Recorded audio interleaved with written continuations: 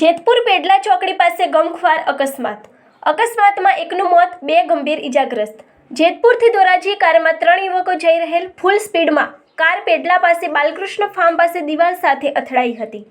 કારની ઝડપ એટલી હતી કે રોડ ઉપર સાઈડ દિવાલ ધરાશય થઈ ગઈ અને કારનો કચ્છરદાણ વળી ગયો। કારમાં સવાર 3 લોકો ગંભીર ઇજાગ્રસ્ત થતા જેતપુર સરકારી હોસ્પિટલ ખસેડાયેલ હતા।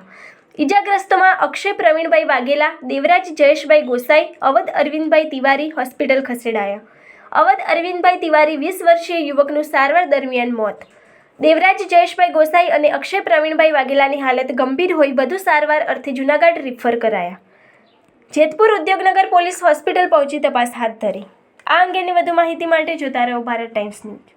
આજે થોડો સમય પહેલાં કાળા કલરની વર્ના ગાડી એપ્લાય ફોર રજિસ્ટ્રેશન લખેલી જેતપુરથી નીકળી અને ધોરાજી બાજુ જતા બાલકૃષ્ણ ફાર્મ આગળ ચાલકે કાબુ ગુમાવેલો અને બાલકૃષ્ણ ફાર્મની દિવાલને અથડાઈ અને ગાડી પલટી મારી ગયેલી।